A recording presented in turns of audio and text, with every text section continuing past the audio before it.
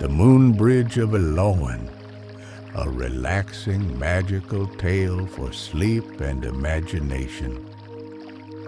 Tonight, let us travel beyond the edge of known maps to a forest where time is soft and dreams take shape with every breath. Where moonlight does more than light the path, it opens hidden doors, and where a bridge made of starlight leads those with gentle hearts to a land called Elowen. Close your eyes, let your thoughts drift, and come with me now into the forest of the forgotten. Part 1. The Forest with No Name.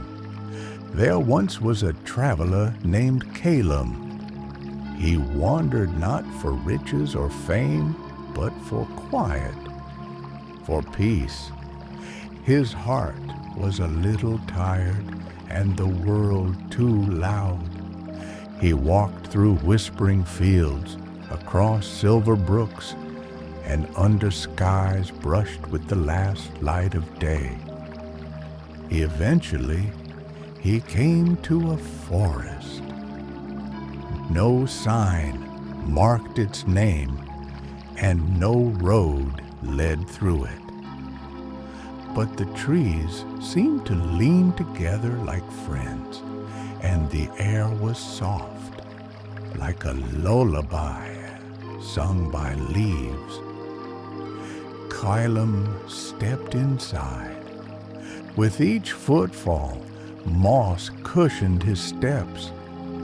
Flowers opened even though it was nearly night, and fireflies lit a quiet path.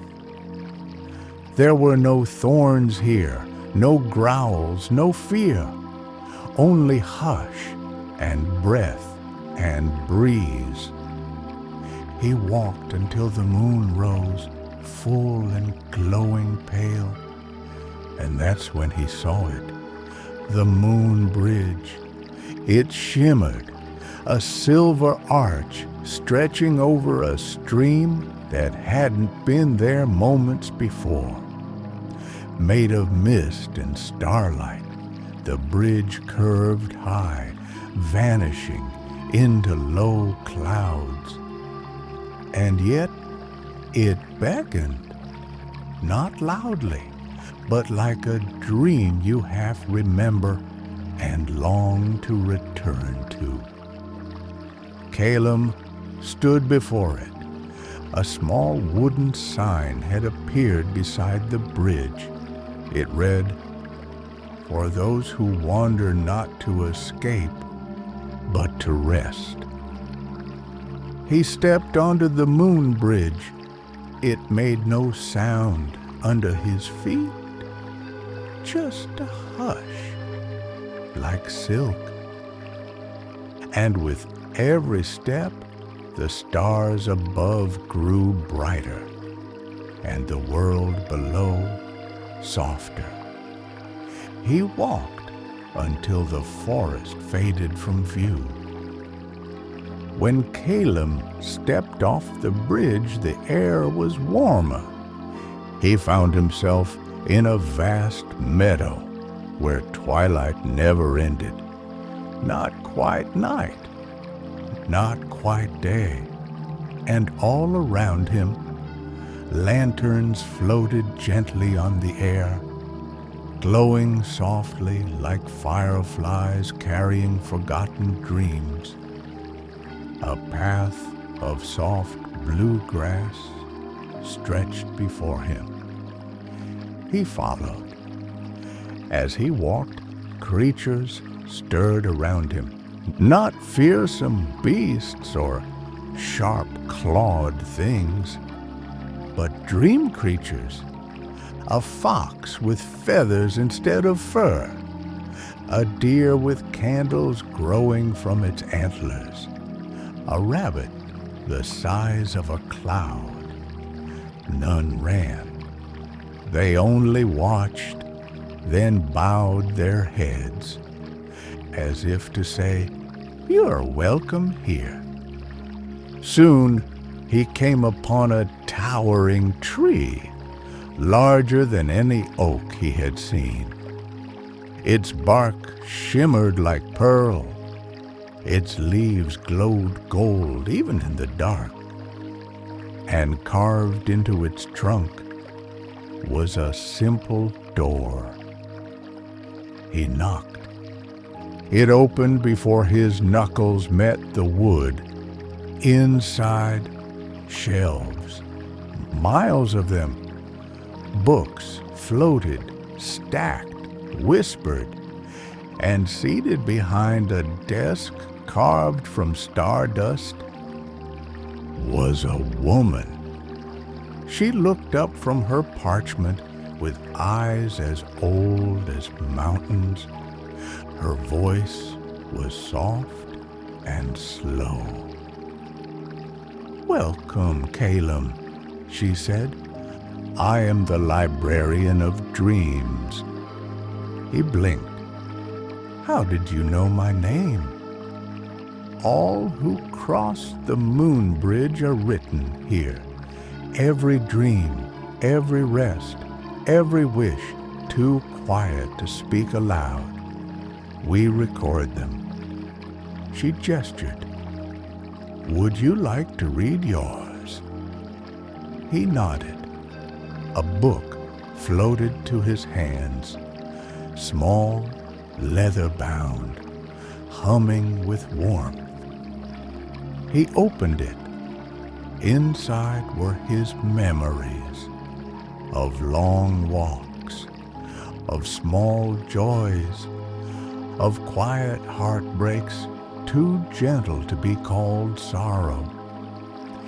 He sat, and the librarian made tea from moon petal leaves. They drank in silence. Part 5. The Room of Remembering. After some time, the librarian smiled. "Would you like to sleep here?" she asked.